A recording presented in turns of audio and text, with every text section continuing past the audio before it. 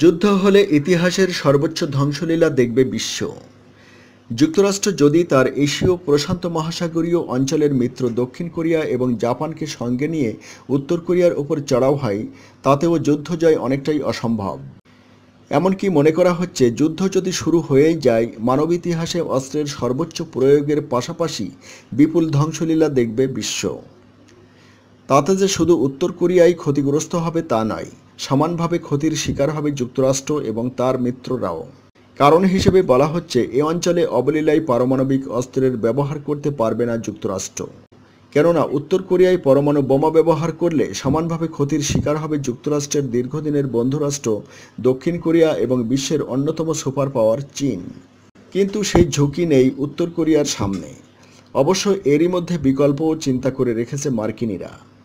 উত্তর কোরিয়ার প্রতিষ্ঠাতা কিম ইল সাং এর ১০৫তম জন্মবার্ষিকী উপলক্ষে আয়োজিত সমরাস্ত্র প্রদর্শনীতে শক্তির গভীরতা এরই মধ্যে দেখিয়েছে দেশটি, যা বিবিসিতে লাইভ পর্যন্ত করা হয়। নর্থ কোরিয়ার স্বাভাবিকতায় যা বিরল। ধারণা করা হচ্ছে, যুক্তরাষ্ট্র এবং তার মিত্রদেরকে নিজ শক্তির জানান দিতেই নর্থ কোরিয়ার এত আয়োজন।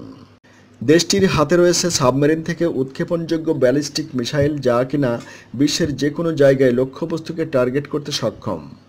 এছাড়াও বিশ্বের যে কোনো প্রান্তে পারমাণবিক আঘাত হানতে সক্ষম ক্ষুদ্র সংস্করণের নিউক্লিয়ার ওয়ারহেড অর্জনের দাবি করে রেখেছে দেশটি।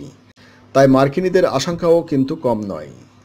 একাধিক গোয়েন্দা সংস্থার বরাত দিয়ে মার্কিন সংবাদ মাধ্যম এনবিসি নিউজ জানিয়েছে, উত্তর কোরিয়ার বিরুদ্ধে অভিযান চালানোর প্রস্তুতি রয়েছে যুক্তরাষ্ট্রের। পারমাণবিক পরীক্ষার পরবর্তী পদক্ষেপ যদি নেয় উত্তর কোরিয়া, তাহলে যুক্তরাষ্ট্র প্রচলিত অস্ত্র দিয়েই এ হামলা চালাবে।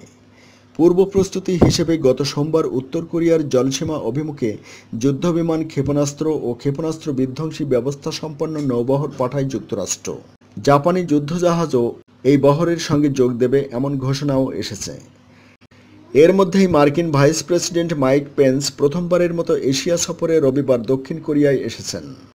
বর্তমান নাজুক পরিস্থিতিতে সবচেয়ে অস্বস্তিকর অবস্থায় পড়েছে উত্তর কোরিয়ার দীর্ঘদিনের মিত্র চীন। তারা এরই মধ্যে সৃষ্ট সংকট নিরসনে সহযোগিতা চেয়ে রাশিয়ার দ্বারস্থ হয়েছে।